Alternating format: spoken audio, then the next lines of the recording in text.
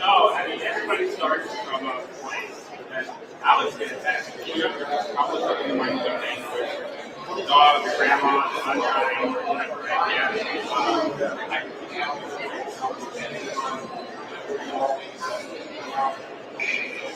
Yeah. MAN, easy.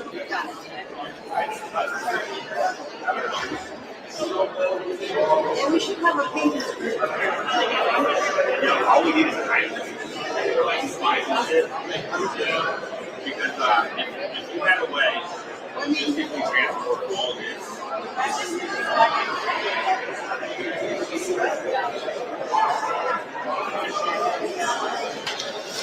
Back in the day, though, before these metals, you have to have like grinding rocks. And that was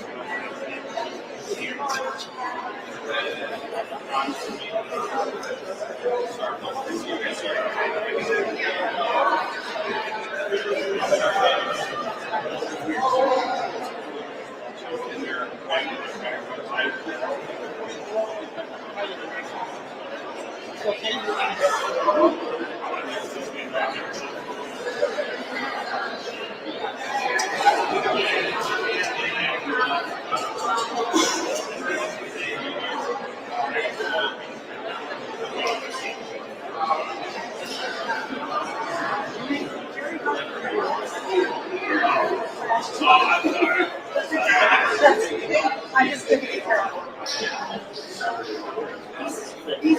I grew up in Missouri. No, I didn't do this record.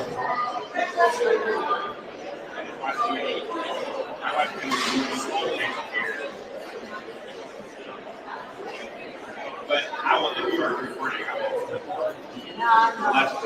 I'll let you know when I am. I can also edit you out.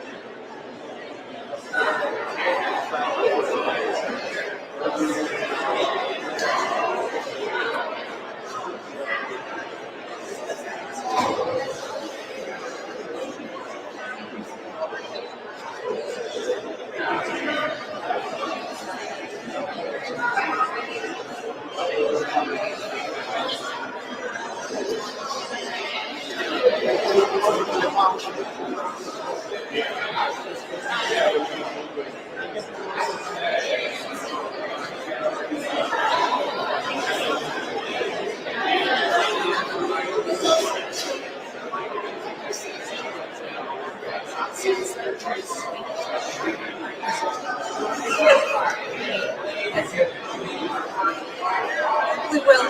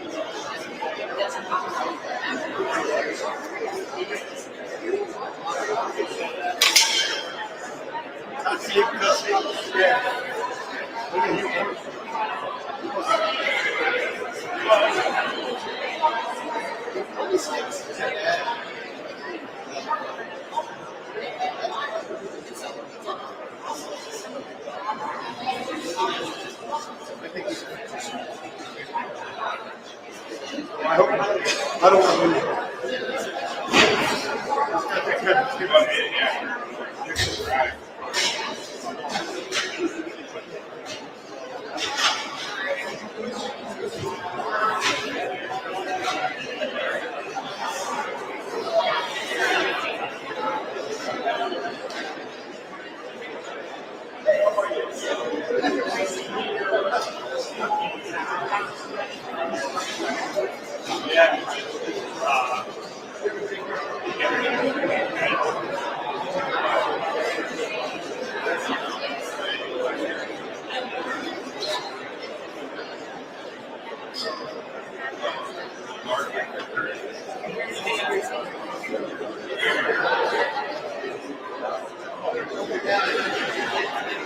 That's what gets exciting. Yeah.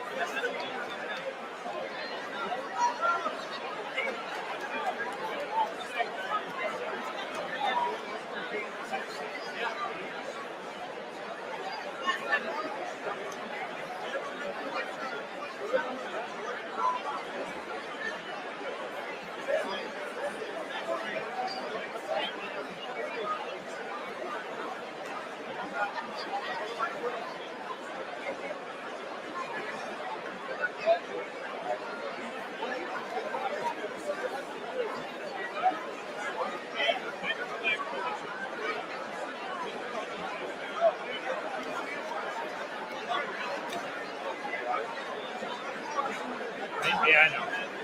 Send it. You got it.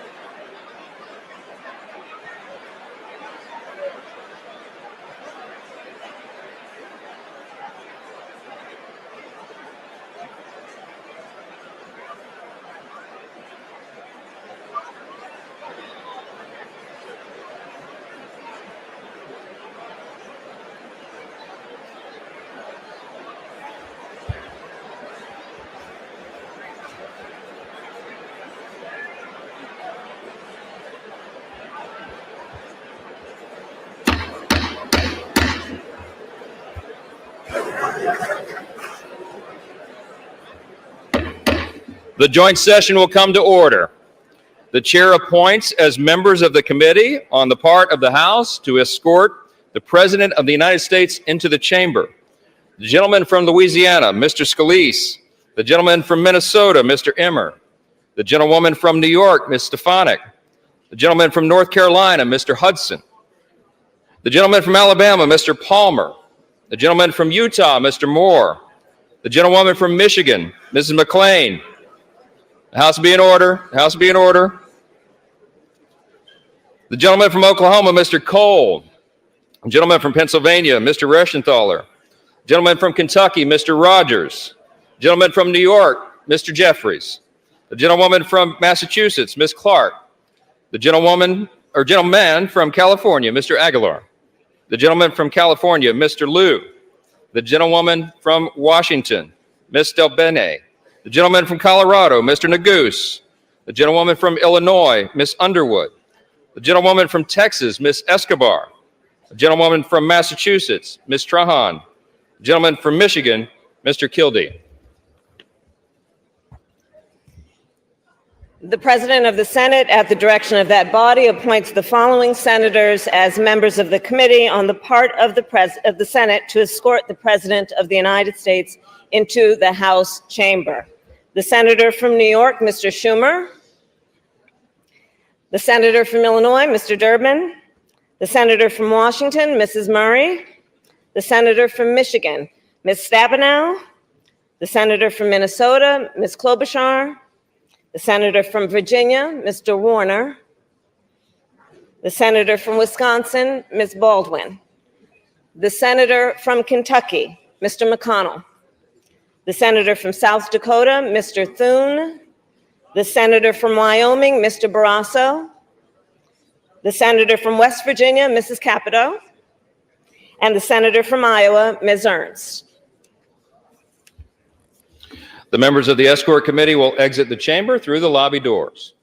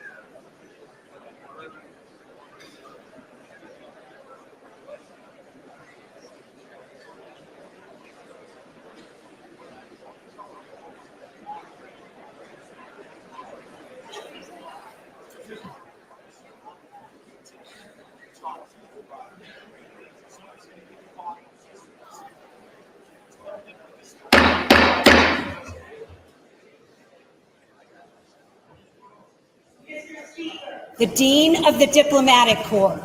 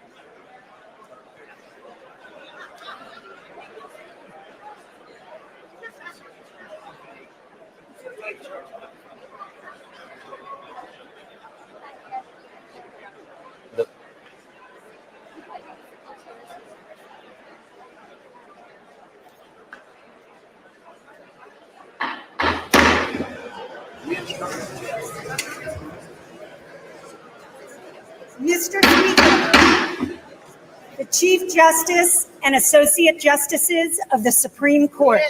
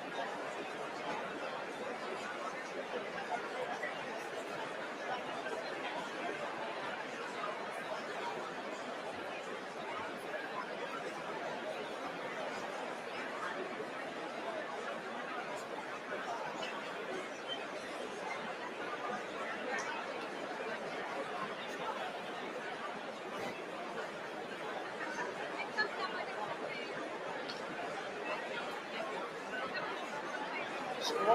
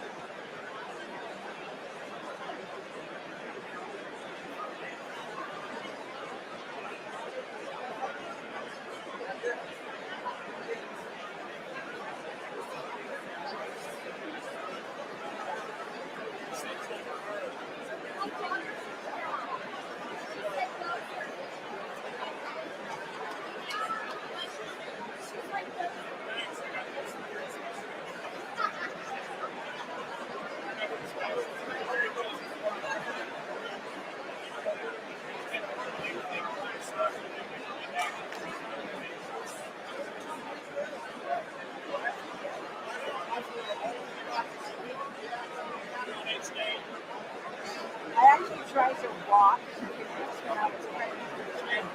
And when that's why I never. And you got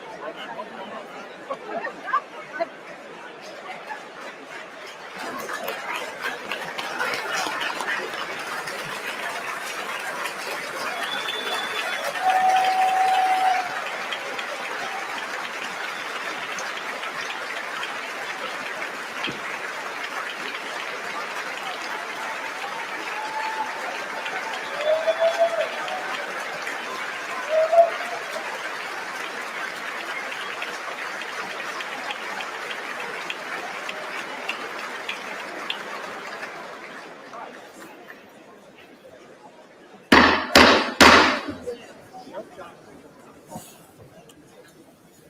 Mr. Speaker, the President's Cabinet.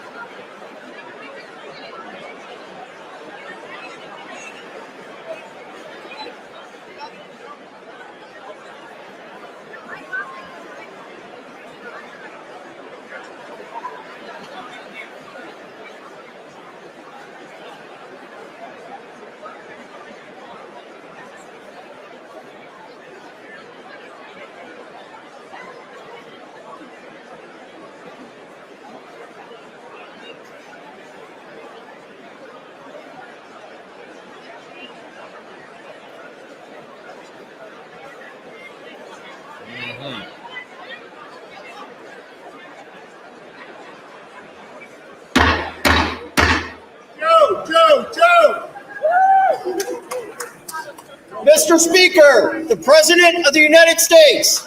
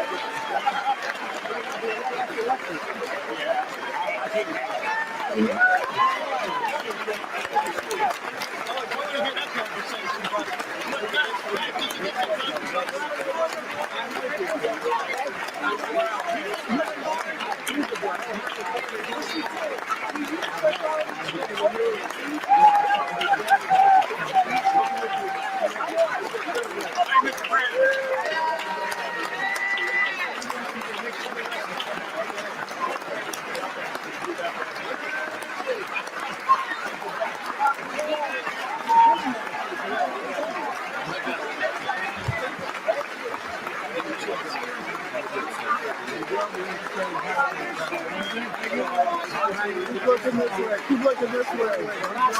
Don't focus on that.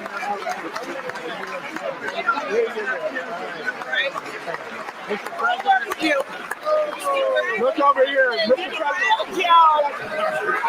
Mr. President. Good to see you, Mr. President. This is about you. This is about the soul of the nation.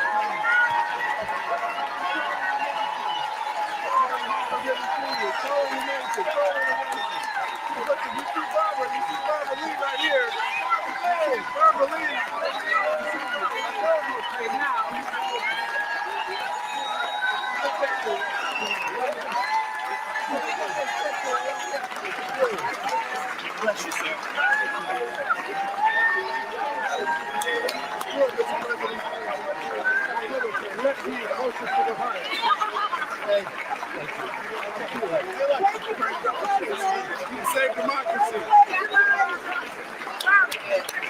President, I'm watching for you. I know.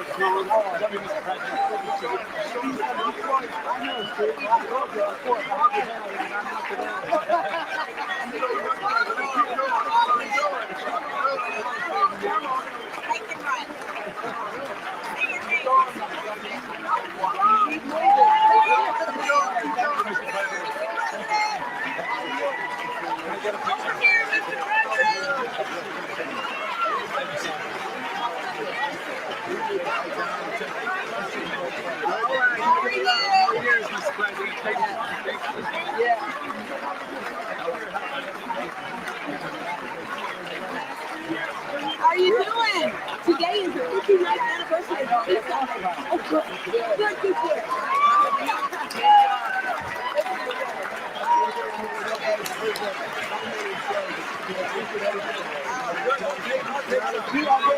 All right, Mr. President. Here we go. Oh, no. You got it? Okay. That's it. You are winning.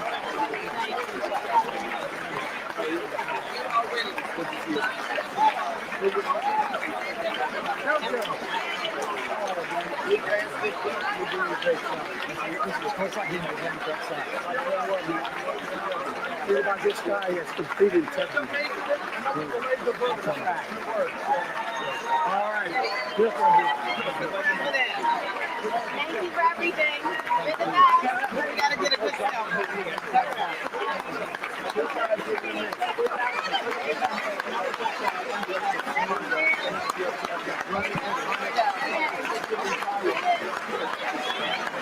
Give him helmet, President. Yeah, the great tonight. When you look down and see all this white, you know we're wearing it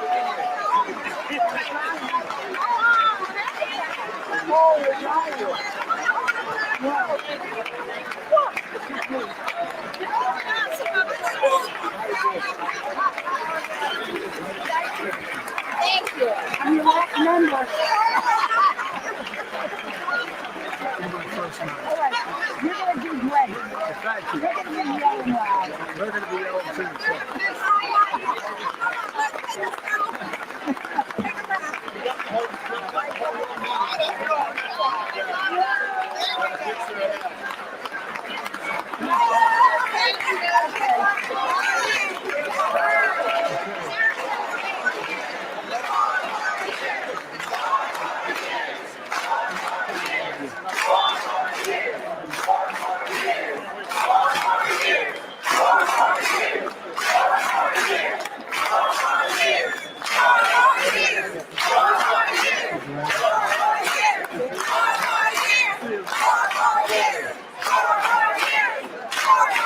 How are you?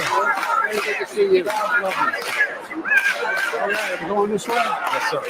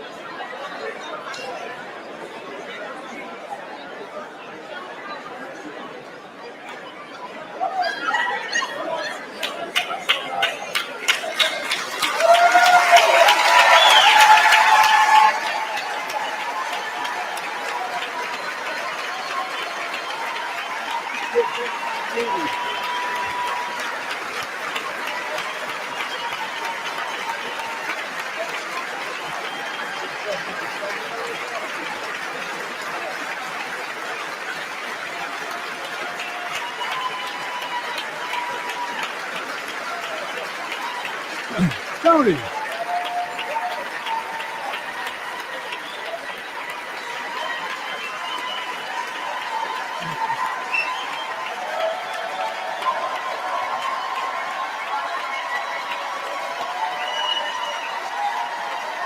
Thank you.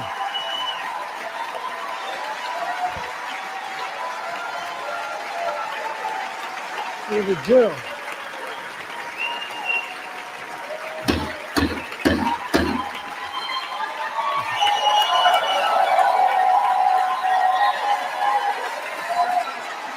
Good evening.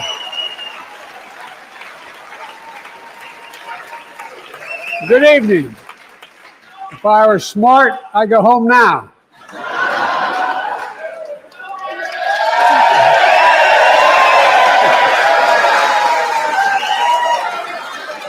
Mr. Speaker, Madam Vice President, members of Congress, my fellow Americans, in January 1941, Franklin Roosevelt came to this chamber to speak to the nation, and he said, "I address you at a moment unprecedented in the history of the Union. Hitler was on the march. War was raging in Europe. President Roosevelt's purpose was to wake up Congress and alert the American people that this was no ordinary time. Freedom and democracy were under assault in the world. Tonight, I come to this same chamber to address the nation. Now, it's we who face an unprecedented moment in the history of the Union. And yes, my purpose tonight is to wake up the Congress and alert the American people that this is no ordinary moment either. Not since President Lincoln and the Civil War have freedom and democracy been under assault at home as they are today. What makes our moment rare is that freedom and democracy are under attack both at home and overseas at the very same time.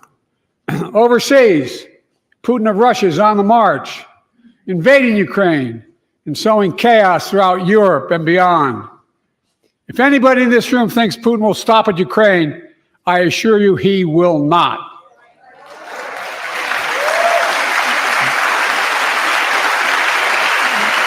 But Ukraine can stop Putin. Ukraine can stop Putin if we stand with Ukraine and provide the weapons that needs to defend itself.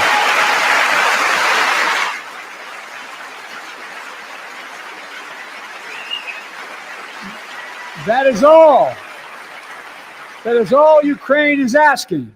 They're not asking for American soldiers.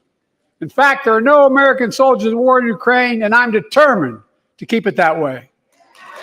But now, assistance to Ukraine is being blocked by those who want to walk away from our world leadership. It wasn't long ago when a Republican president named Ronald Reagan thundered, "Mr. Gorbachev, tear down this wall."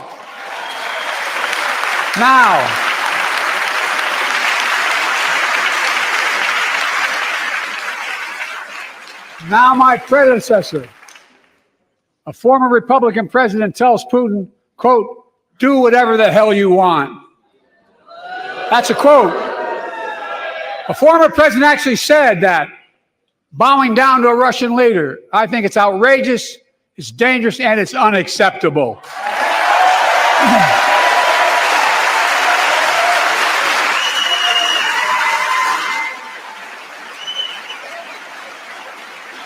America is a founding member of NATO, the military alliance of democratic nations created after World War II to prevent war and keep the peace.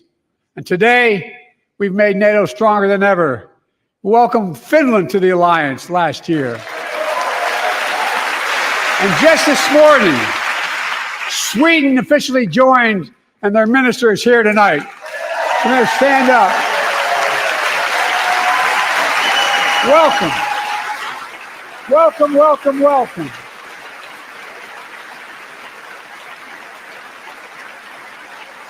And they know how to fight. Mr. Prime Minister, welcome to NATO, the strongest military alliance the world has ever seen. I say this to Congress, we have to stand up to Putin. Send me a bipartisan national security bill. History is literally watching. History is watching. If the United States walks away, it will put Ukraine at risk. Europe is at risk. The free world will be at risk, emboldening others to do what they wish to do us harm. My message to President Putin, who I've known for a long time, is simple. We will not walk away.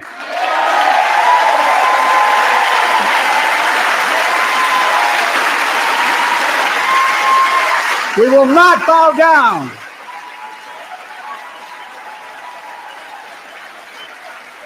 I will not bow down. In a literal sense, history is watching. History is watching. Just like history watched 3 years ago on January 6th. when insurrectionists stormed this very Capitol and placed a dagger to the throat of American democracy. Many of you are here on that darkest of days. We all saw with our own eyes the insurrectionists were not patriots. They'd come to stop the peaceful transfer of power, to overturn the will of the people. January 6th lies about the 2020 election and the plots to steal the election posed a gravest threat to U.S. democracy since the Civil War. But they failed. America stood.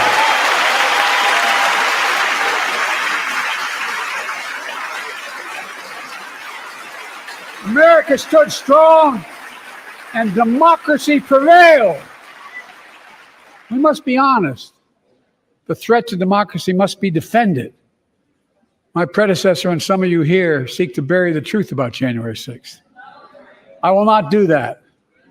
This is the moment to speak the truth and to bury the lies. Here's the simple truth. You can't love your country only when you win.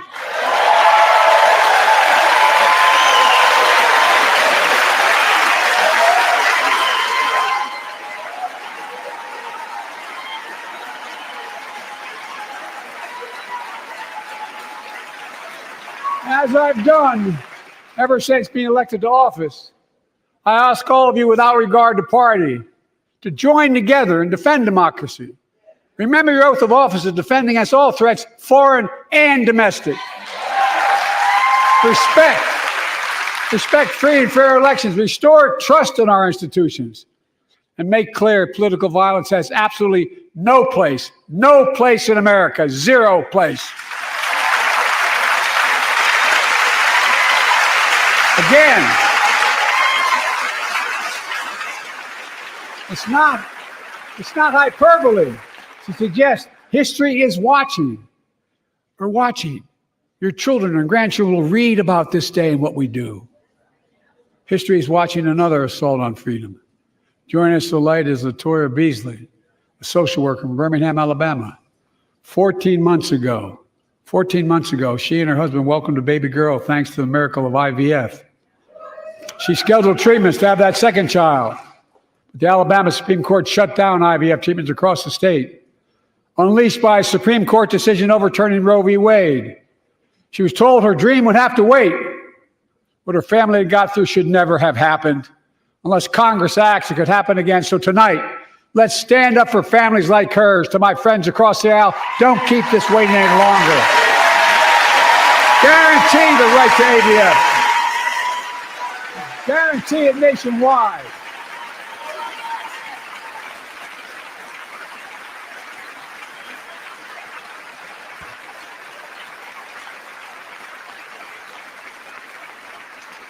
Like most Americans, I believe Roe v. Wade got it right.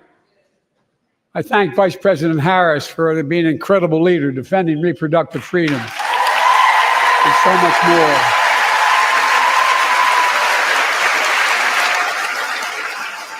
Thank you. My predecessor came to office determined to see Roe v. Wade overturned. He's the reason it was overturned, and he brags about it. Look at the chaos that has resulted. Joining us tonight is Kate Cox, the wife and mother from Dallas. She's become pregnant again and had a fetus of a fatal condition. Her doctor told Kate that her own life and her ability to have children in the future were at risk if she didn't act. Because Texas law banned her ability to act, Kate and her husband had to leave the state to get what she needed. What her family got through should have never happened as well, but it's happening in too many others. There are state laws banning the freedom to choose, criminalizing doctors, forcing survivors of rape and incest to leave their states to get the treatment they need. Many of you in this chamber and my predecessor are promising to pass a national ban on reproductive freedom. My God, what freedom else would you take away?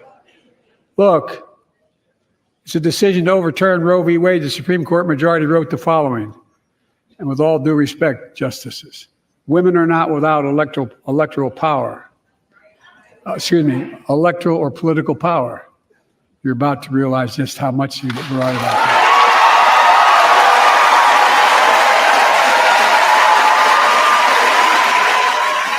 Clearly.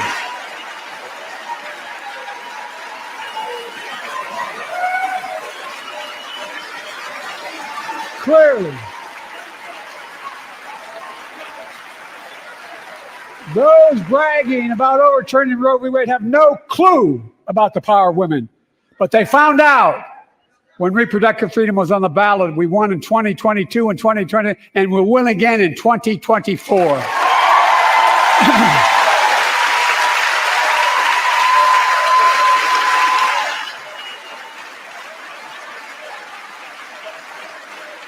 If you, the American people, send me a Congress that supports the right to choose, I promise you, I'll restore Roe v. Wade as the law of the land again.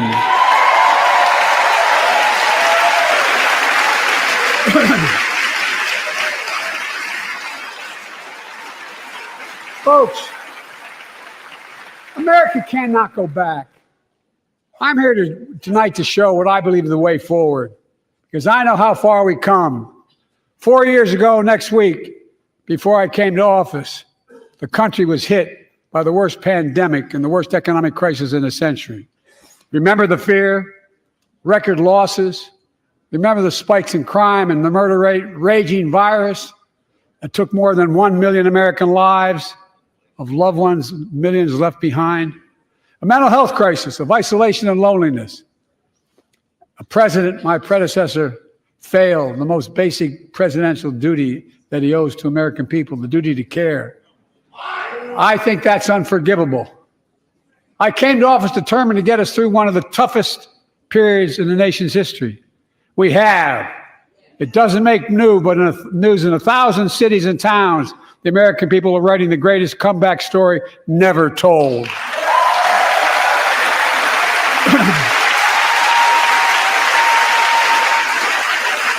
So let's tell the story here. Tell it here and now. America's comeback is building the future of American possibilities, building an economy from the middle out and the bottom up, not the top down, investing in all America, in all Americans, to make sure everyone has a fair shot. We leave no one behind. The pandemic no longer controls our lives. The vaccines that saved us from COVID are now being used to beat cancer, turning setback into comeback. That's what America does. That's what America does.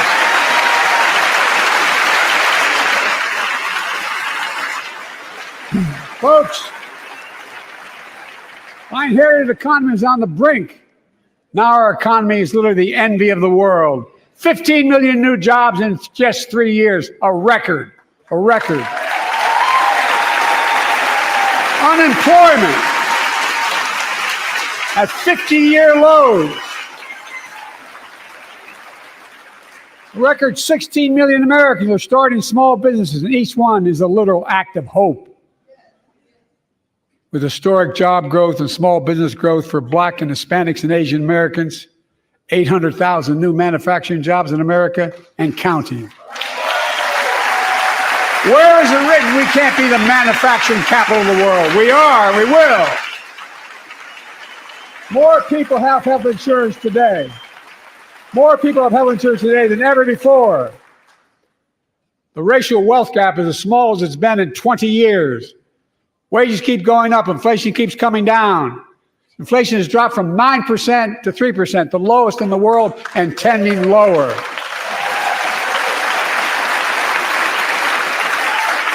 Landing is and will be soft. And now, instead of importing foreign products and exporting American jobs, we're exporting American products and creating American jobs.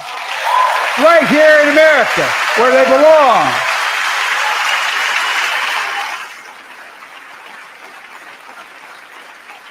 And it takes time, but the American people are beginning to feel it. Consumer studies show consumer confidence is soaring. Buy America has been the law of the land since the 1930s.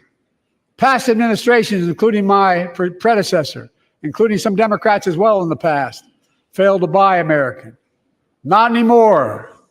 On my watch, federal projects that you fund, like helping build American roads, bridges, and highways, will be made with American products and built by American workers.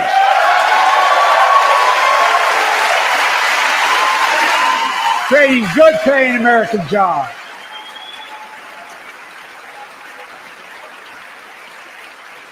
And thanks to our CHIPS and Science Act, the United States is investing more in research and development than ever before. During the pandemic, a shortage of semiconductors, chips, that drove up the price of everything from cell phones to automobiles. And by the way, we invented those chips right here in America.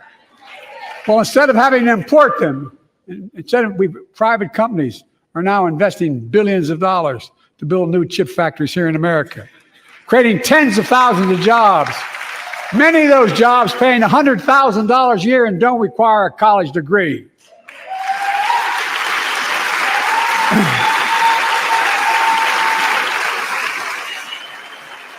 In fact, my policies have attracted $650 billion in private sector investment in clean energy, advanced manufacturing, creating tens of thousands of jobs here in America.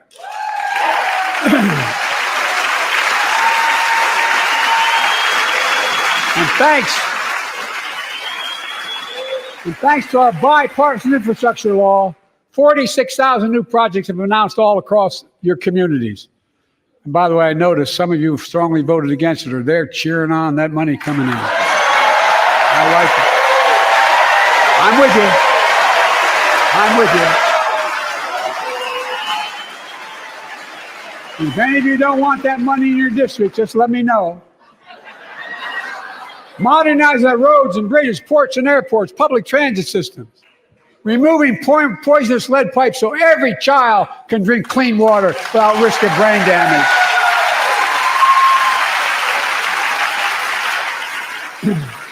Providing affordable high-speed internet for every American, no matter where you live, urban, suburban, or rural communities, in red states and blue states. Record investments in tribal communities. Because of my investment in the family farms, because I invested in family farms led by my Secretary of Agriculture, who knows more about this than anybody I know, we're better able to stay in the family for those farms and their children and grandchildren won't have to leave home to make a living. It's transformative. The great comeback story is Belvidere, Illinois, home to an auto plant for nearly 60 years. Before I came to office, the plant was on its way to shutting down. Thousands of workers feared for their livelihoods. Hope was fading. Then I was elected to office and we raised the Belvedere repeatedly with auto companies knowing unions would make all the difference. The UAW worked like hell to keep the plant open and get these jobs back, and together we succeeded. Instead of auto factories shutting down, auto factories reopening, a new state-of-the-art battery factories being built to power those cars there at the same.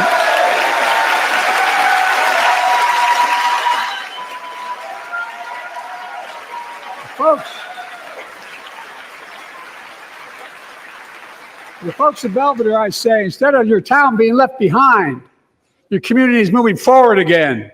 Because instead of watching auto jobs in the future go overseas, 4,000 union jobs with higher wages are building the future in Belvedere right here in America.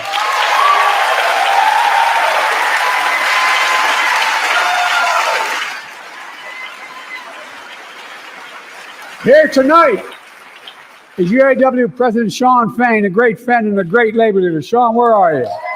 Stand up.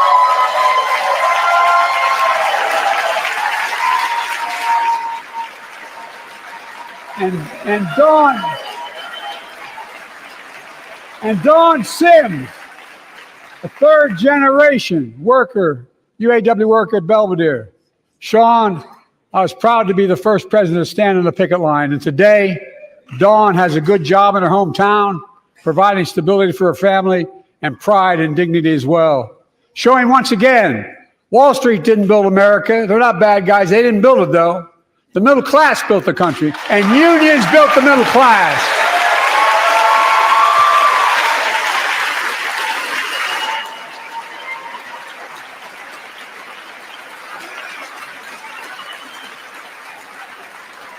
I say to the American people, When America gets knocked down, we get back up. We keep going. That's America.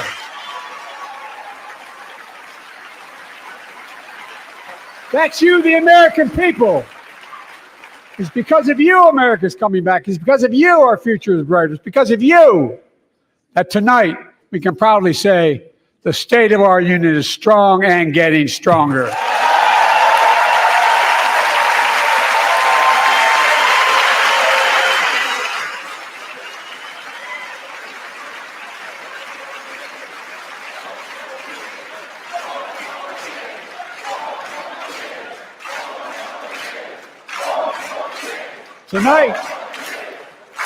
Tonight, I want to talk about the future of possibilities that we can build together. A future where the days of trickle-down economics are over and the wealthy and the biggest corporations no longer get all the tax breaks. And by the way, I understand corporations. I come from a state that has more corporations invested than every one of your states in the state of the United States combined. And I represented it for 36 years. I'm not anti-corporation, but I grew up in a home where trickle-down economics didn't put much on my dad's kitchen table. That's why I determined to turn things around so middle class does well. When they do well, the poor go way up and the wealthy still do very well. We all do well. And there's more to do to make sure you're feeling the benefits of all we're doing. Americans pay more for prescription drugs than anywhere in the world. It's wrong, and I'm ending it.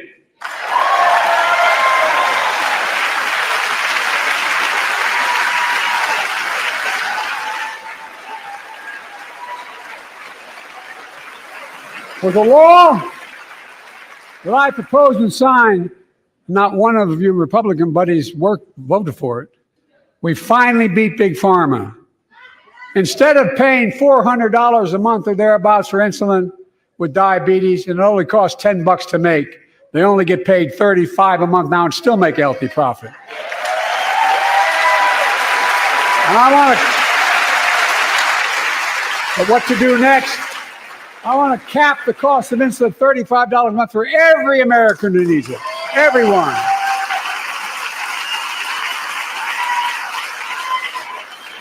For years, people have talked about it, but finally we got it done and gave Medicare the power to negotiate lower prices on prescription drugs, just like the VA is able to do for veterans.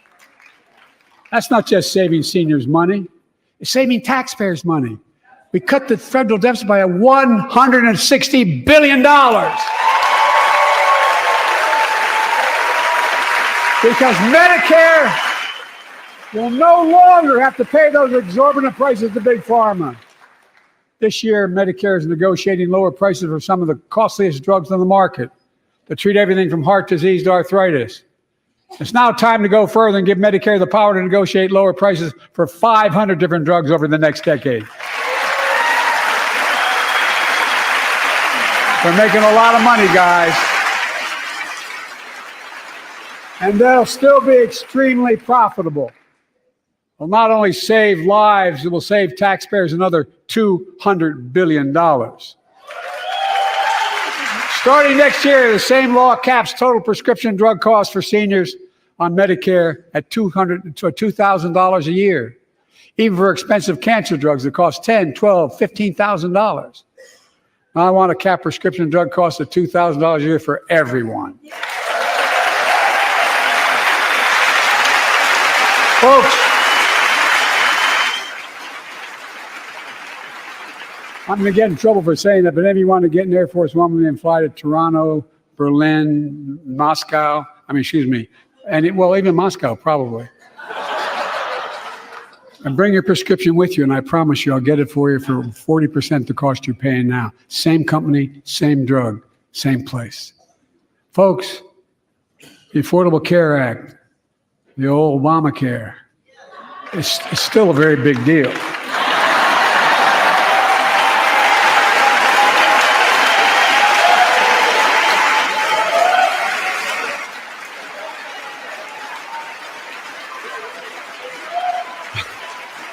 Over 100 million of you can no longer be denied health insurance because of pre-existing condition. Well, my predecessor And many in this chamber want to take this prescription drug away by repealing the Affordable Care Act. I'm not going to let that happen. We stopped you 50 times before and we'll stop you again. In fact, I'm not only protecting it, I'm expanding it. They enacted tax credits of $800 per person per year, reduce health care costs for millions of working families. That tax credit expires next year. I want to make that savings permanent.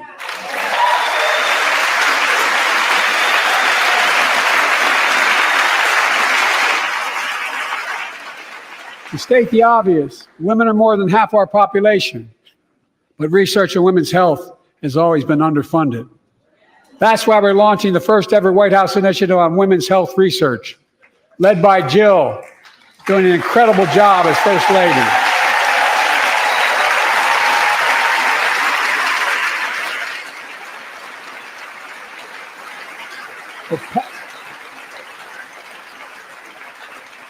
To pass my plan for $12 billion to transfer women's health research and benefit millions of lives all across America. I know the cost of housing is so important to you.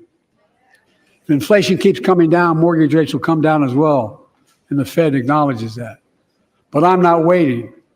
I want to provide an annual tax credit that will give Americans $400 a month for the next 2 years as mortgage rates come down, to put toward their mortgages when they buy their first home or trade up for a little more space.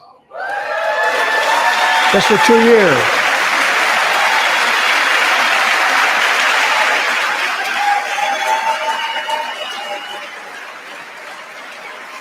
And my administration is also eliminating title insurance on federally backed mortgages. When you refinance your home, you can save $1,000 or more as a consequence. For millions of renters, we're cracking down on big landlords who use antitrust law, who break antitrust laws by price fixing and driving up rents. We've cut red tape so builders can get federally financing, which is already helping build a record 1.7 million new housing units nationwide. Now pass and build and renovate 2 million affordable homes and bring those rents down.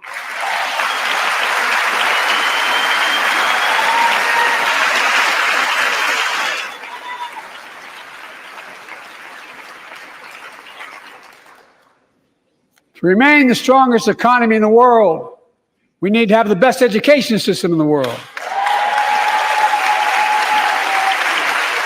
And I suspect all of you, want to give every child, a good start by providing access to preschool for 3 and 4 years old. You know, I think I pointed out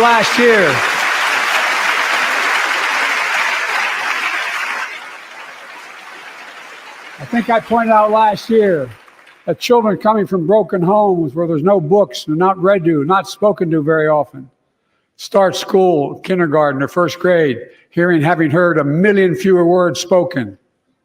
Well, studies show that children who go to preschool are nearly 50% more likely to finish high school, go on to earn a 2- and 4-year degree, no matter what their background is.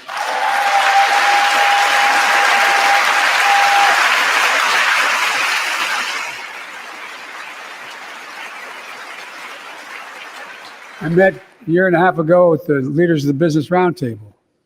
They were mad that they were angry. I said, well, they were discussing why I wanted to spend money on education.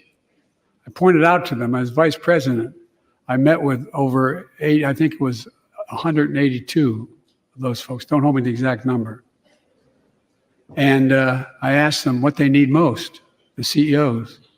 And you've had the same experience on both sides of the aisle. They say a better educated workforce, right? So I looked at them and I say, I come from Delaware. DuPont used to be the 8th largest corporation in the world. And every new enterprise they bought, they educated the workforce to that enterprise. But none of you do that anymore. Why are you angry with me providing you the opportunity for the best educated workforce in the world? And they all looked at me and said, I think you're right. I want to expand high-quality tutoring and summer learning to see that every child learns to read by 3rd grade.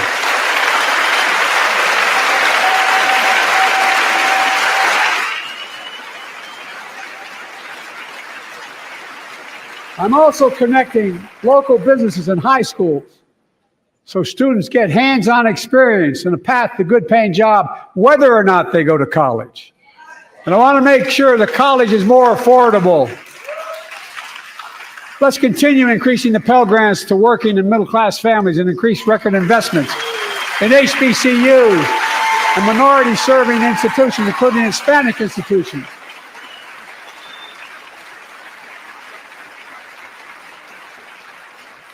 When I was told I couldn't universally just change the way in which we dealt with student loans, I fixed 2 student loan programs that already existed to reduce the burden of student debt for nearly 4 million Americans, including nurses, firefighters, and others in public service.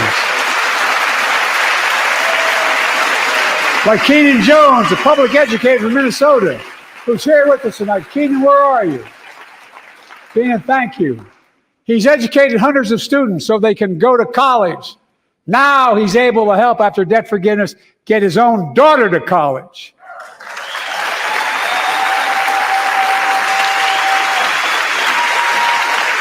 And folks, look, such relief is good for the economy because folks are now able to buy a home, start a business, start a family. While we're at it, I want to give public school teachers a raise.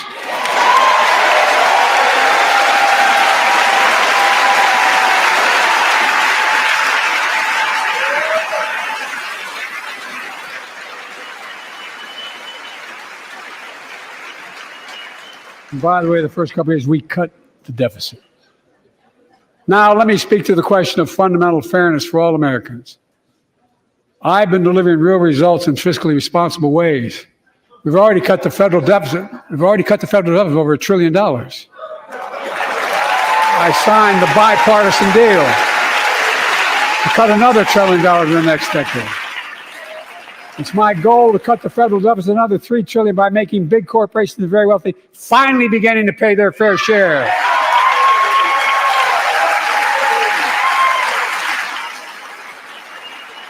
Look, I'm a capitalist. If you want to make or can make $1 million or millions of bucks, that's great. Just pay your fair share in taxes. A fair tax code is how we invest things and make this country great. Healthcare, education, defense, and so much more. But here's the deal. The last administration enacted a $2 trillion tax cut, overwhelmingly benefit the top 1%, the very wealthy and the biggest corporations, and exploded the federal deficit. They added more to the national debt than any presidential term in American history. Check the numbers. Folks at home, does anybody really think the tax code is fair? Do you really think the wealthy and big corporations need another $2 trillion tax break? I sure don't. I'm going to keep fighting like hell to make it fair. Under my plan, nobody earning less than $400,000 a year will pay an additional penny in federal taxes. Nobody, not one penny. And they haven't yet. In fact, the child tax credit I passed during the pandemic cut taxes for millions of working families and cut child poverty in half. Restore that child tax credit. No child should go hungry in this country. The way to make the tax code fair is to make big corporations and the very wealthy begin to pay their fair share. Remember in 2020, 55 of the biggest companies in America made $40 billion and paid zero in federal income tax. Zero. Not anymore. Thanks to the law I wrote and we signed, big companies have to pay a minimum of 15%. But that's still less than working people pay in federal taxes. It's time to raise corporate minimum tax to at least 21%.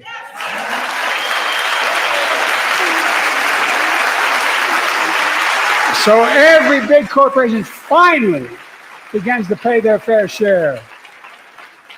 I also want to end tax breaks for big pharma, big oil, private jets, massive executive pay when it's only supposed to be $1 million that can be deducted. They can pay them $20 million if they want, but deduct $1 million. End it now. You know, there are 1,000 billionaires in America. You know what the average federal tax is for those billionaires?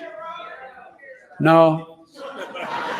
They're making great sacrifices, 8.2%. That's far less than the vast majority of Americans pay. No billionaire should pay a lower federal tax rate than a teacher, a sanitation worker, or a nurse.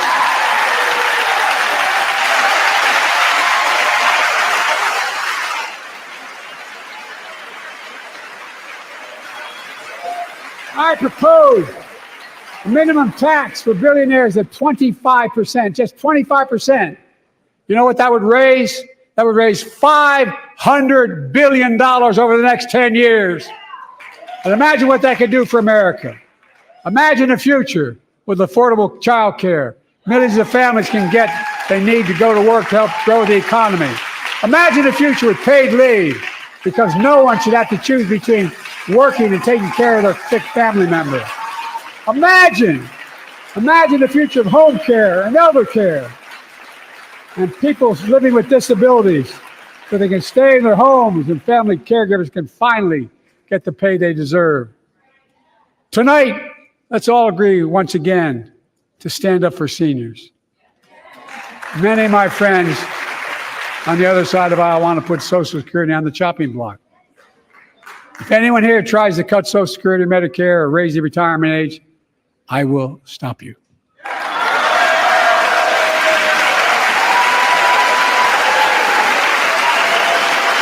The working people who built this country pay more into Social Security than millionaires and billionaires do. It's not fair. We have two ways to go. Republicans can cut Social Security and give more tax breaks to the wealthy. That's the proposal. Oh no, you guys don't want another $2 trillion tax cut? I kind of thought that's what your plan was. Well, that's good to hear. You're not going to cut another $2 trillion for the super wealthy. That's good to hear. I'll protect and strengthen Social Security and make the wealthy pay their fair share. Look,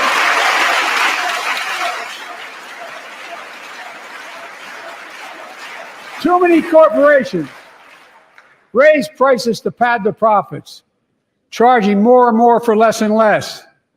That's why we're cracking down on corporations that engage in price gouging and deceptive pricing, from food to healthcare to housing. In fact, the snack companies think you won't notice if they change the size of the bag and put a hell of a lot fewer, same size bag, put fewer chips in it. No, I'm not joking. It's called shrinkflation. Pass Bobby Casey's bill and stop this. I really mean it.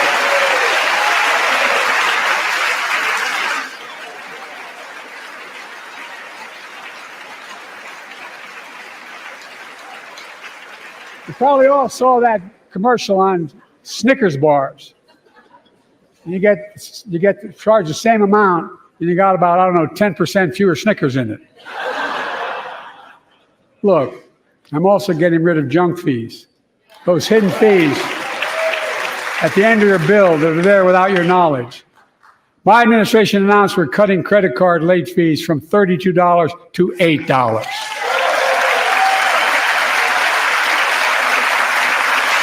Banks and credit card companies are allowed to charge what it costs them to instigate the collection. And that's a hell of a lot like $8 and 30-some dollars. They don't like it. The credit card companies don't like it. But I'm saving American families $20 billion a year with all the junk fees I'm eliminating. Folks at home, that's why the banks are so mad. It's $20 billion in profit. I'm not stopping there. My administration has proposed rules to make cable, travel, utilities, and online ticket sellers tell you the total price up front, so there are no surprises. It matters. It matters. And so does this. In November, my team began serious negotiation with a bipartisan group of senators. The result was a bipartisan bill with the toughest set of border security reforms we've ever seen. Oh, you don't think so? Oh, you don't like that bill, huh? That conservatives got together and said it was a good bill? I'll be darned. That's amazing. That bipartisan bill would hire 1,500 more security agents and officers, 100 more immigration judges to help tackle the backload of 2 million cases, 4,300 more asylum officers, and new policies so they can resolve cases in 6 months instead of 6 years now.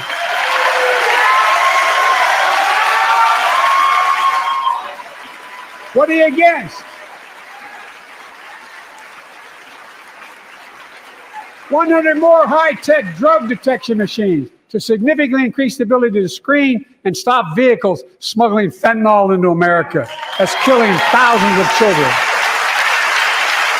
This bill would save lives and bring order to the border. It will also give me and any new president new emergency authority to temporarily shut down the border when the number of migrants at the border is overwhelming. The Border Patrol Union has endorsed this bill. The Federal Chamber of Commerce is, yeah. You're saying low. Look at the facts. I know you know how to read.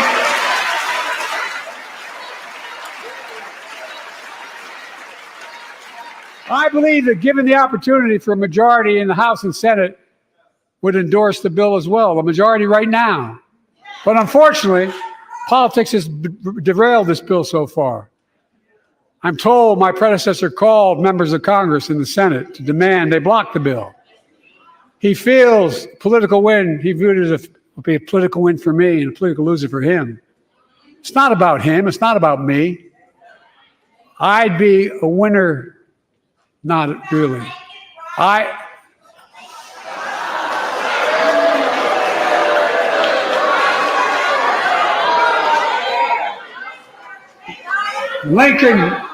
Lincoln Riley, an innocent young woman who was killed by an illegal.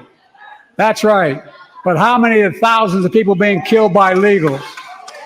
To her parents, I say, my heart goes out to you, having lost children myself. I understand. But look, if we change the dynamic at the border, people pay these smugglers $8,000 to get across the border because they know if they get by and let into the country, it's 6 to 8 years before they have a hearing. And it's worth taking the chance of the $8,000. But if it's only 6 weeks, the idea is it's highly unlikely that people will pay that money and come all that way, knowing that they'll be able to be kicked out quickly. Folks, I would respectfully suggest my Republican friends owe it to the American people, get this bill done. We need to act now.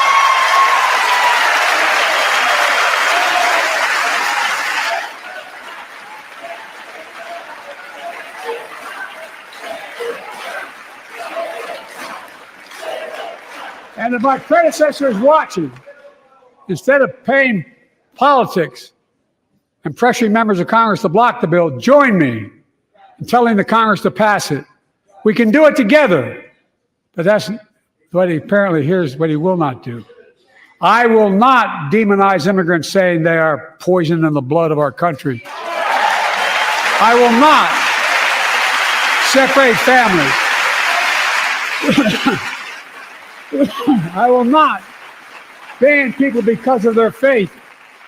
Unlike my predecessor on my first day in office, I introduced a comprehensive bill to fix our immigration system. Take a look at it. It has all these and more. Secure the border. Provide a pathway to citizenship for dreamers. And so much more. But unlike my predecessor, I know who we are as Americans. We're the only nation in the world with a heart and soul that draws from old and new. home to Native Americans. His ancestors have been here for thousands of years. Home to people of every place, from every place on earth. They came freely. Some came in chains. Some came when famine struck, like my ancestral family in Ireland. Some to flee persecution, to chase dreams that are impossible anywhere but here in America. That's America. And we all come from somewhere, but we're all Americans.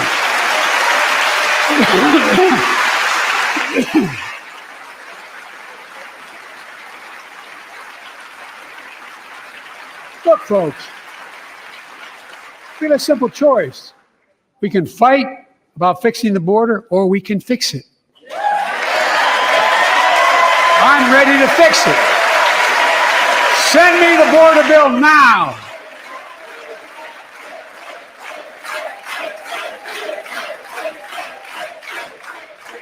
A transformational moment in history happened 59 years ago today in Selma, Alabama.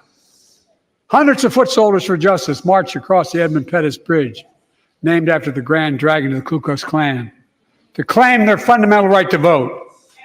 They were beaten, they were bloody, and left for dead.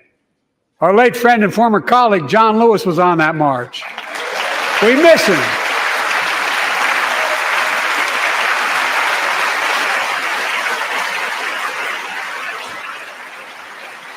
But joining us tonight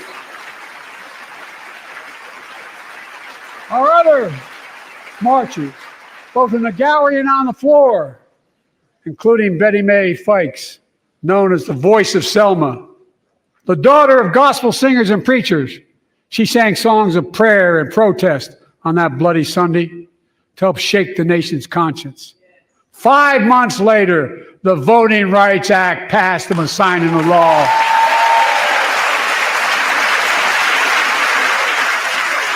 Thank you. Thank you, thank you, thank you.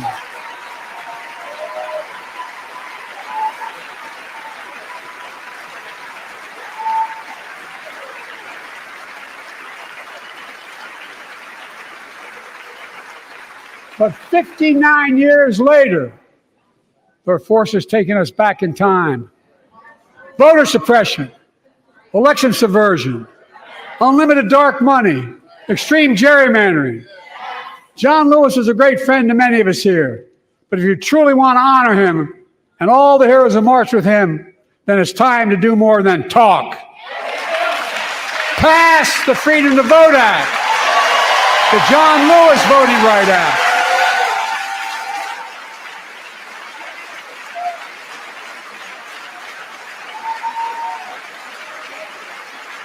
And stop denying another core value of America, our diversity across American life. Banning books, it's wrong. Instead of erasing history, let's make history.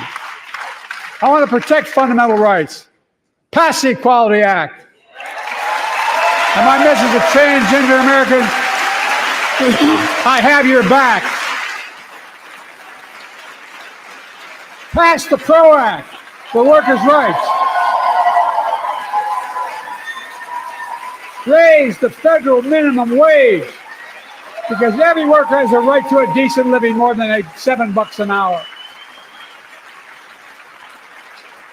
We're also making history by confronting the climate crisis, not denying it. I don't think any of you think there's no longer a climate crisis. At least I hope you don't. I'm taking the most significant action ever on climate in the history of the world. I'm cutting our carbon emissions in half by 2030, creating tens of thousands of clean energy jobs, like the IBEW work is building and installing 500,000 electric vehicle charging stations. Conserving 30% of America's lands and waters by 2030. And taking action on environmental justice fence line communities smothered by the legacy of pollution. And pattern after the Peace Corps and AmeriCorps, I launched the Climate Corps to put 20,000 young people to work in the forefront of our clean energy future. I'll triple that number in a decade.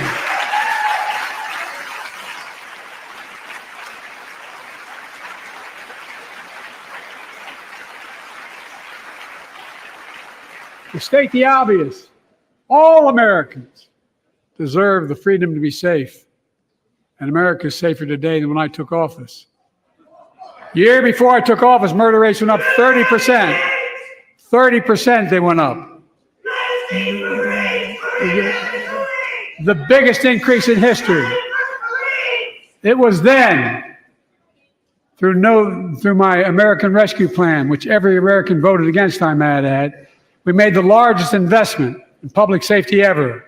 Last year, the murder rate saw the sharpest decrease in history. Violent crime fell to one of its lowest levels in more than 50 years. But we have more to do. We have to help cities invest in more community police officers, more mental health workers, more community violence intervention. Give communities the tool to crack down on gun crime, retail crime, and carjacking. Keep building trust, as I've been doing by taking executive action on police reform and calling for it to be the law of the land. Directing my cabinet to review the federal classification of marijuana and expunging thousands of convictions for the mere possession, because no one should be jailed for simply using or having it on their record. Take on crimes of domestic violence. I'm ramping up the federal enforcement of the Violence Against Women Act that I proudly wrote when I was a senator, so we can finally end the scourge against women in America.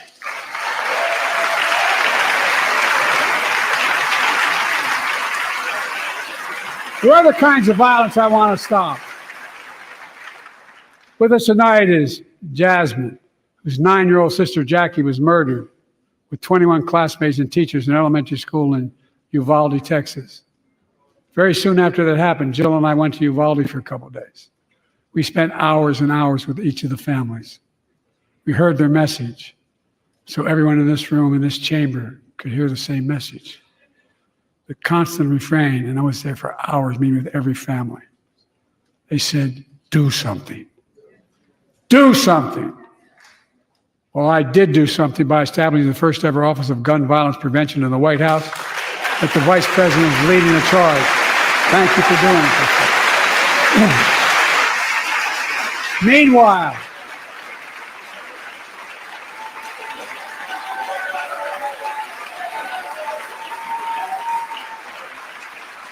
Meanwhile, my predecessor told the NRA he's proud he did nothing on guns when he was president. Oof. After another shooting in Iowa recently, he said, when asked what to do about it, he said, just get over it. There's his quote, just get over it. I say, stop it. Stop it, stop it, stop it.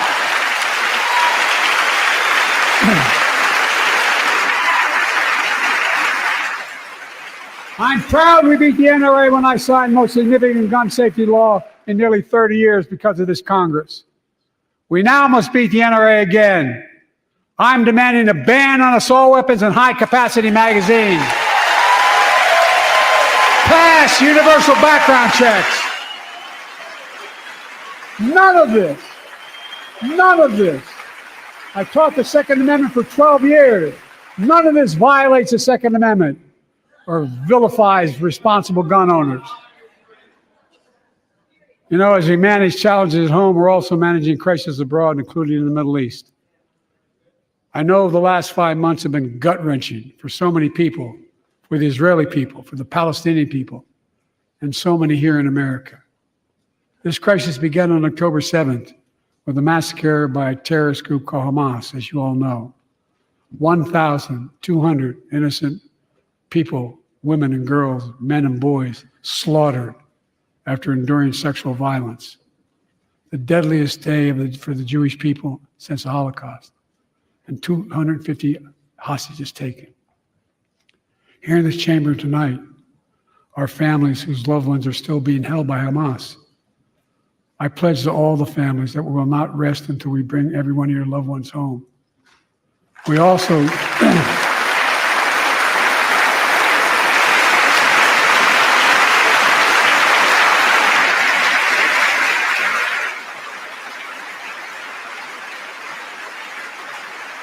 we will also work around the clock to bring home Evan and Paul, Americans being unjustly detained by the Russians and others around the world. Israel has the right to go after Hamas. Hamas ended this conflict by releasing hostages, laying down arms, could end it by releasing the hostages, laying down arms, and surrendering those responsible for October 7th. But Israel has Israel has a added burden because Hamas hides and operates among the civilian population like cowards under hospitals, daycare centers, and all the like. Israel also has a fundamental responsibility, though, to protect innocent civilians in Gaza.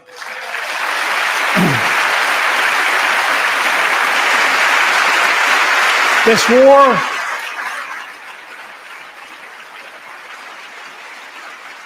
has taken a greater toll on innocent civilians than all previous wars in Gaza combined.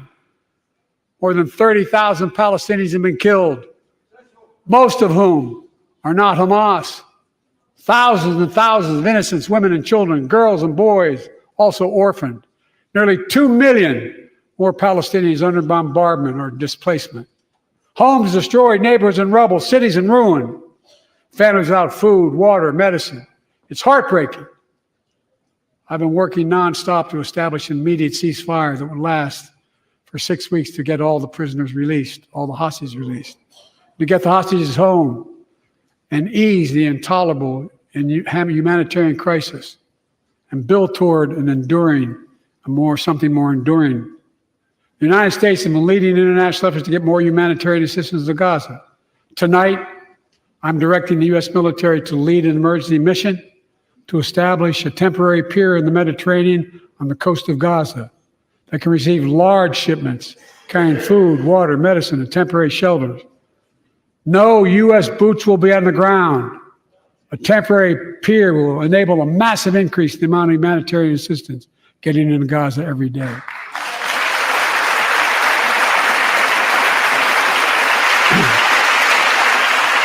And Israel must do its part.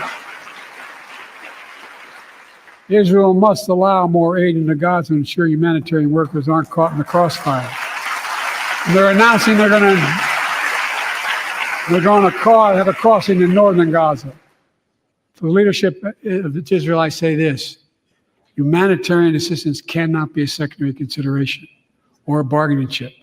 Protecting and saving innocent lives has to be a priority.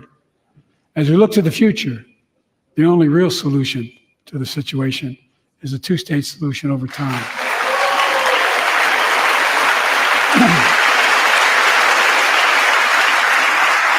And I say this as a lifelong supporter of Israel. My entire career, no one has a stronger record with Israel than I do. I challenge any of you here. I'm the only American president of Israel in wartime. But there is no other path that guarantees Israel's security and democracy. There is no other path that guarantees that Palestinians can live in peace with peace and dignity. And there's no other path that guarantees peace between Israel and all of its neighbors, including Saudi Arabia, with whom I'm talking. Creating stability in the Middle East also means containing the threat posed by Iran. That's why I built a coalition of more than a dozen countries to defend international shipping and freedom of navigation in the Red Sea. I've ordered strikes to degrade the Houthi capability and defend U.S. forces in the region. As Commander-in-Chief, I will not hesitate to direct further measures to protect our people and our military personnel.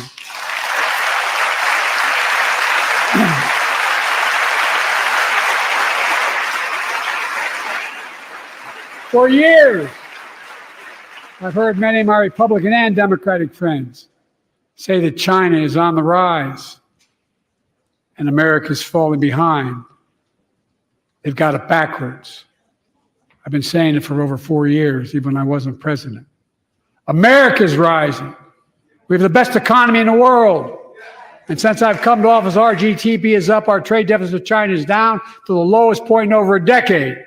And we're standing up against China's unfair economic practices. We're standing up for peace and stability across the Taiwan Straits. I've revitalized our partnership and alliance in the Pacific. India, Australia, Japan, South Korea, Pacific Islands. I've made sure that the most advanced American technologies can't be used in China, not allowing to trade them there. Frankly, for all this tough talk on China, it never occurred to my predecessor to do any of that. I want competition with China, not conflict. And we're in a stronger position to win the conflict of the 21st century against China than anyone else, for that matter, than any time as well. Here at home, I've signed over 400 bipartisan bills. There's more to pass my unity agenda. Strengthen penalties on fentanyl trafficking. You don't want to do that, huh? Pass bipartisan privacy legislation to protect our children online. Harness the promise of AI to protect us from peril. Ban AI voice impersonations and more. And keep our truly sacred obligation to train and equip those we send into harm's way and care for them and their families when they come home and when they don't.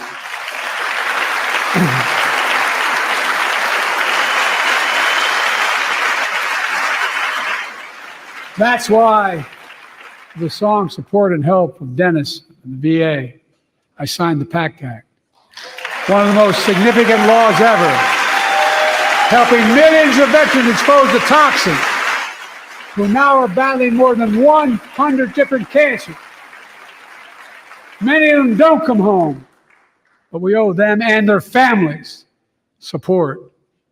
We owe it to ourselves to keep supporting our new health research agency called ARPA-H, and remind us that we can do big things like end cancer as we know it, and we will.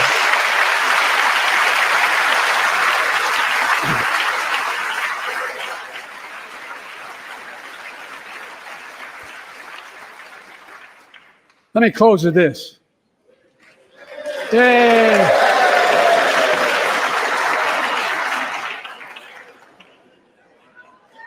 I know you don't want to hear any more, Lindsay, but I got to say a few more things. I know it may not look like it, but I've been around a while. When you get to be my age, certain things become clearer than ever. I know the American story. Again and again, I've seen the contest between competing forces in the battle for the soul of our nation. Between those who want to pull America back to the past and those who want to move America into the future. My lifetime has taught me to embrace freedom and democracy, a future based on core values that have defined America: honesty, decency, dignity, equality, to respect everyone, to give everyone a fair shot, to give hate no safe harbor. Now, other people my age see it differently. The American story of resentment, revenge, and retribution, that's not me. I was born amid World War II when America stood for the freedom of the world. I grew up in Scranton, Pennsylvania, and Claymont, Delaware, among working class people who built this country.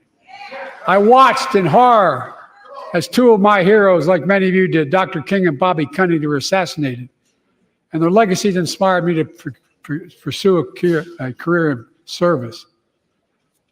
I left the law firm and became a public defender because my city of Wilmington was the only city in America occupied by the National Guard after Dr. King was assassinated because of the riots. And I became a county councilman almost by accident.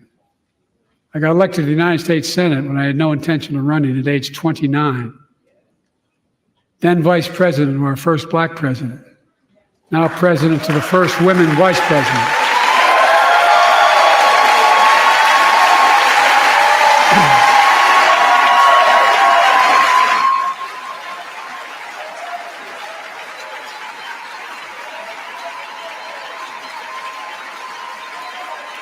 In my career, I've been told I was too young. By the way, they're going to let me on the Senate elevators for votes sometimes. Not a joke. And I've been told I'm too old. Whether young or old, I've always known what endures. I've known our North Star. The very idea of America is that we're all created equal deserves to be treated equally throughout our lives. We've never fully lived up to that idea, but we've never walked away from it either. And I won't walk away from it now. I'm optimistic. I really am. I'm optimistic, Nancy.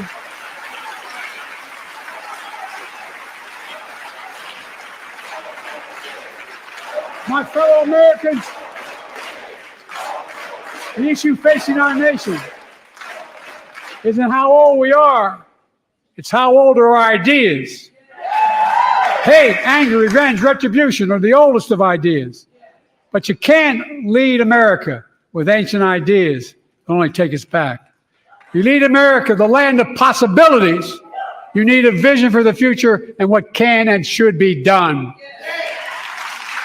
Tonight you've heard mine. I see a future where defending democracy, you don't diminish it. I see a future where we restore the right to choose and protect our freedoms, not take them away. I see a future where the middle class finally has a fair shot and the wealthy have to pay their fair share in taxes. I see a future where we save the planet from the climate crisis and our country from gun violence. Above all, I see a future for all Americans. I see a country for all Americans. And I will always be president for all Americans because I believe in America. I believe in you, the American people. You're the reason we've never been more optimistic about our future than I am now. So let's build the future together. Let's remember who we are. We are the United States of America. And there is nothing beyond our capacity when we act together. God bless you all, and may God protect our troops. Thank you, thank you, thank you.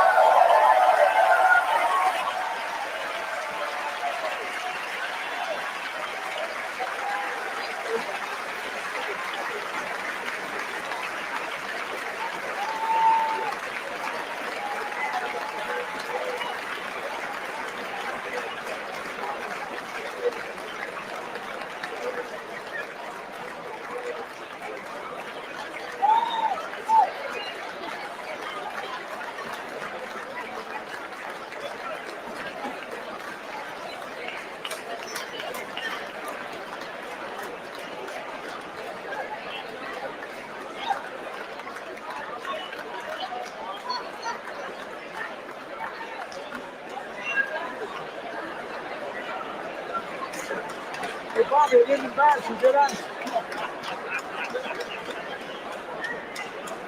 Mr. President, whoever's working there.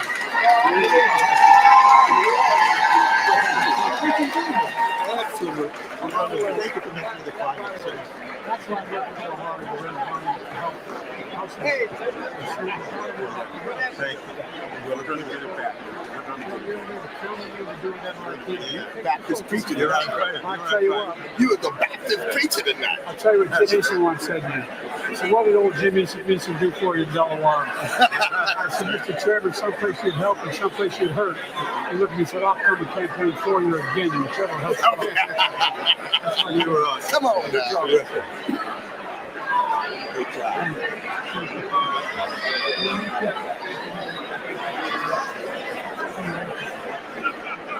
Good job. Great job. Great job. Great job. Be lively. That was a sermon tonight. Good to see you. Thank you. Great job. Thank you. We knocked it out of the great work. No, there's no T in strength. Great job, Mr. President. We're going to get that halftime so y'all can get in there. Let me see you give it a face. By the way, I've been in constant contact with you. Here's what I'm worried about with Ukraine. If we pull away, the rest of Europe's going to pull away. They're looking for us. No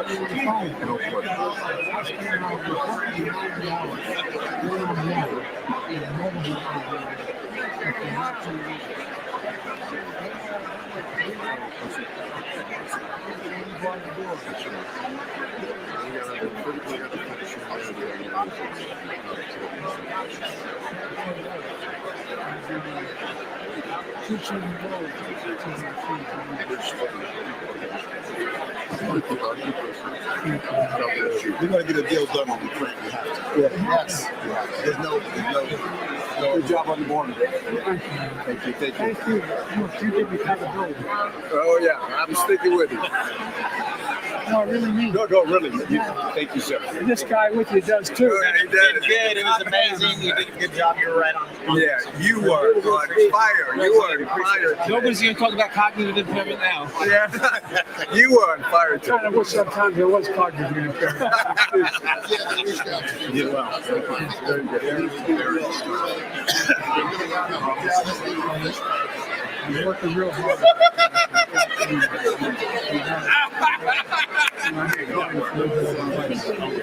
You fired us all up. Yeah, you fired that. You did great. You did great. Hey, Rob. I want you to know. Democratic Party and first 2 pages of the vote are so high. Not telling you. He's rounding up the campaign and everything. And I was young, and he was young too. Okay. He was young. I got a call from my house. I was called home.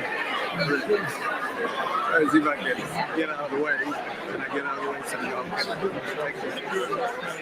And I got a call. I got called every morning when you're away. I said, honey, how do you get home? She said, fine. What's the matter? Nothing. What's the matter? You read today's paper? I said, no. There's nothing to do. I said, they don't have anything to do with the month. It's a headline. Top of the polls. Biden. Coolest man in Congress. That feels like I was cheating on somebody. I was coming to make a second choice. But you didn't. Thank you, Molly Strong. Thank you so much. By the way, it's all done.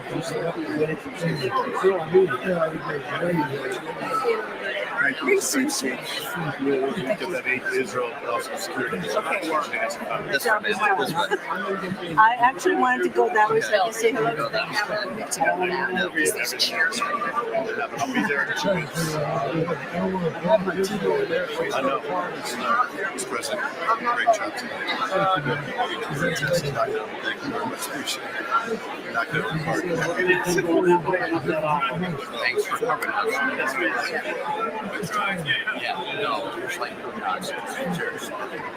Good job. Tammy Duckworth. Thanks. We're trying to get to you that she can't get out. I'll get the team. Thanks for helping.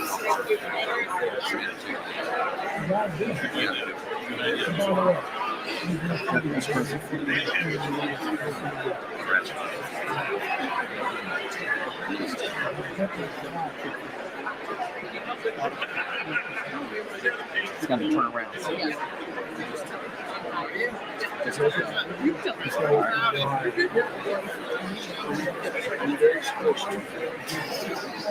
Hey, man. Then we can swap it. How about that? Sorry about that.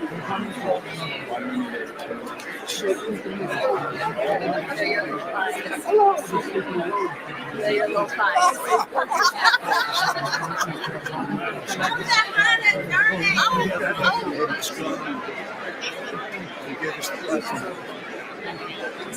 You get her home though. I know I did. If she says, I know that happened.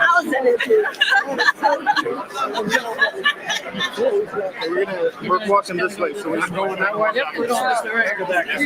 Go back. Thank you, guys. Do you got any space behind you? Nope. Good.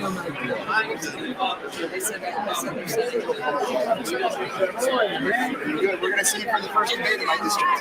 There in Texas State. Right where LBJ's statue stands. Say hello to Senator Duckworth. She and I left the house first. Senate film on our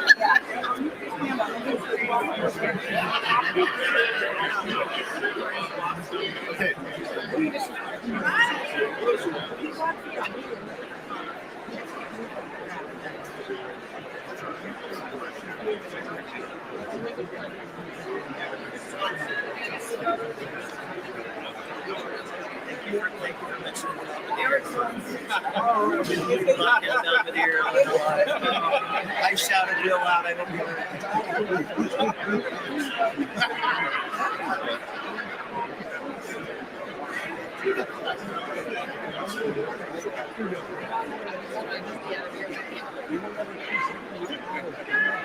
There you go.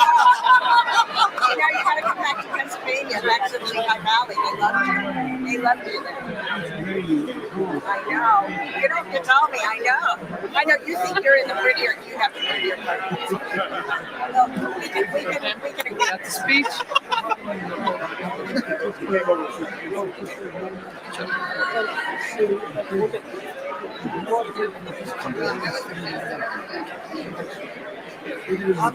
Yeah, that's right. You knocked it out of the park. Knocked around.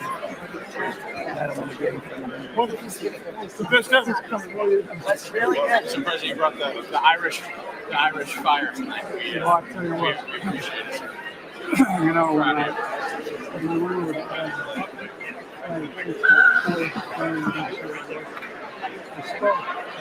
I was there. It was incredible.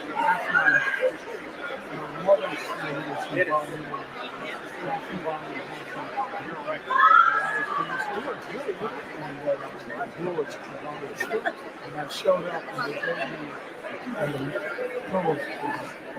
a copy of the bill on this check. They gave me my great grandfather, Major Britt. Do it again. In the church. I want to get y'all doing it. No, take a picture.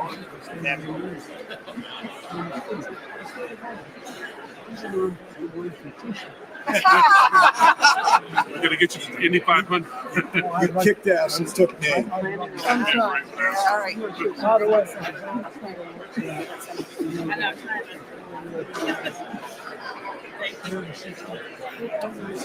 I bet that truck is come on.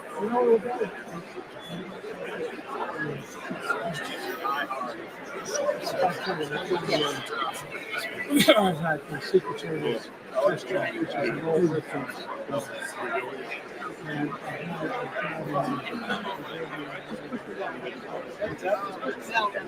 You're not my wife.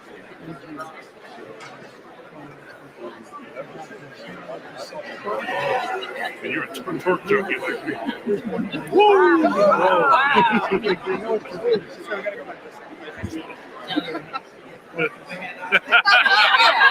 He's afraid you're going to get in the car. Oh yeah, it's your BFF. If I can get him to do this. Can I get a picture of the senator and me on our? No, not. You're not going to hold it. I got it. All right. Well, I need F.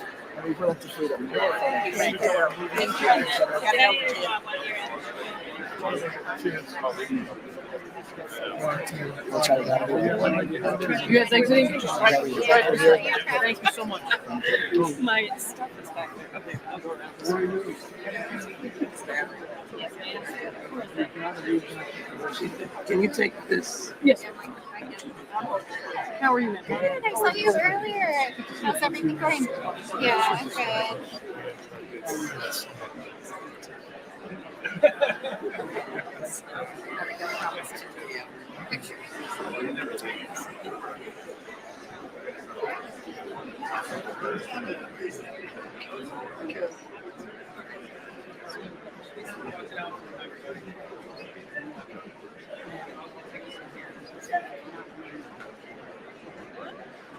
That's nice. Where is she? I know. Maybe I can see. You better say hi. I'm so proud of you. Proud of you. Proud to be with you. How are you doing? Everything you've done for New Mexico. So much. Yes. You knocked it out of the park. Yes, Amazing. it's been amazing. Getting texts from everybody at home watching you say, wow. Jumping up and down. My mom jumping up and down saying, phenomenal. In Houston, Texas. Yes, sir. And we got Miss Really? Okay. He's going to take her number? Yeah, that would be amazing. That would be amazing. 713. Make a congressman. I'm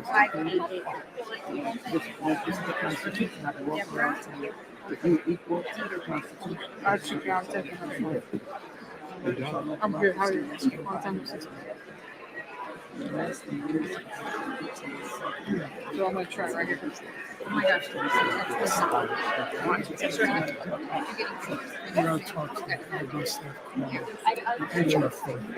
sir. HR 40.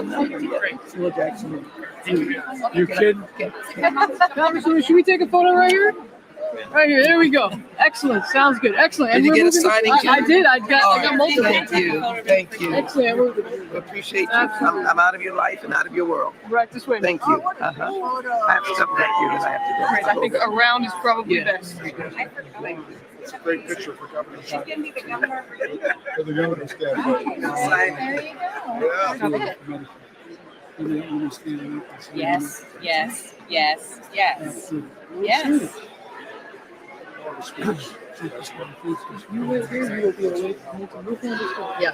Yes.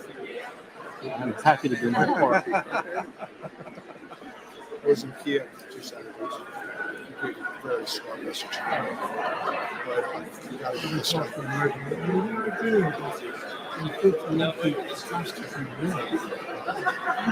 That's a good relationship. I talked to Ron last night. He said Chinese are watching. Everybody's watching. The world's watching. Seminal moment in American world history. I agree. And I want to joke and say history's watching. What do we write about this one? I don't mean my speech. I mean, this No, don't write about that speech. They're going to write about this. They're going to write about this. Mamo from Rhode Island. I'll be here. I didn't get you guys up. I was happy you're here a little bit. If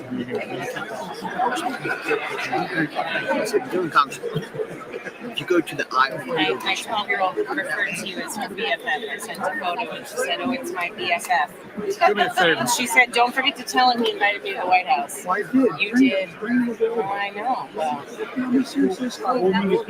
okay, who do I talk to? You got a number? Yes, sir. You could be a guy in Yes, sir. If you guys are trying to kind of... Yeah, well, my kids are pretty lovely. You probably like her. I love the give and take you gave with her friends.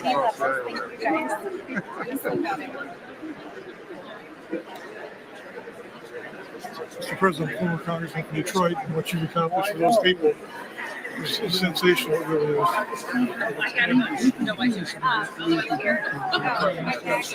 You're doing it. Tonight, this was the most tremendous. I've been to 8 to the State of the Union addresses, and this is the best one. Thank you for being for the country. You know my best friend. Right here. Catherine Klein. This is my best friend. Catherine. I love you. So you have a very important role. Yes. Good to see you. My daughter met you. She was so kind. You held her up. She said, what do I call it? You said college. High school. On President's Day, had the paint pictures, and she has insisted that I give you the paint. She painted a view. By the way, Yes, sir. I'm here. My wife's outside, so you might see if you have a chance, come over to the Oval. We'll give you a time. I frame all this picture between you and Well, she is enamored with you, and it makes parenting hard because you said call her Joe. We say President Biden. She said, Joe's good enough. Okay, so give me the Coordinate. Yes, sir. I'll put on the back. The information is on the back. Thank you. President, you kicked ass. That was so cool. You know, I thought about what you wanted to be the point. But I thought it was the right thing to do. Simply was. No, you're good. Apple fake. I got you. I know you are, ma'am. He knocked you out hard. Put on those glasses. and Harry walk Truman out. said, Bring out Dark they said, give him hell. Harry says, I'm not giving him hell. I'm just telling the truth. They think it's hell. That's exactly right. They don't like to hear it. Mr. President, you were fantastic. Thank you You're so a much. nice president. I love it. Michigan loves you so much, Mr. President. We're excited to have you there as much as I you am want. holding up everybody. How are you? Thank you very much. I'm so sorry to see you guys really bad. Privilege. By the way, what can decide? This is very true. I mean, really true. You think about it. They tell us it was cheap all the time. You're the finest lady force in history. I don't think the history of Stop! I didn't no one know. receives my expression as a I really mean it. Think of what you do. Everywhere I go, and some of you have been to these international meetings I go to, the CEO, the president come beside you. So you got to stand with us. We need your military. Our democracy is a mission. There's so much at stake. I mean,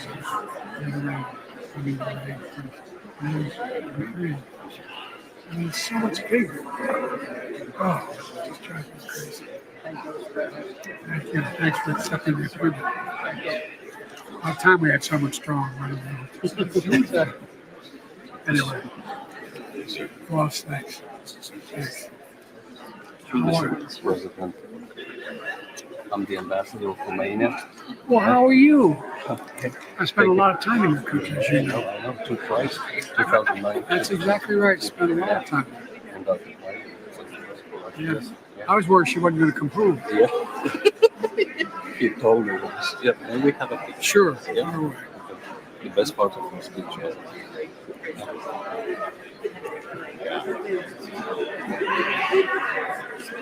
Thank you. Thank you, sir. Thank you. Very nice to see you, sir. Thank you.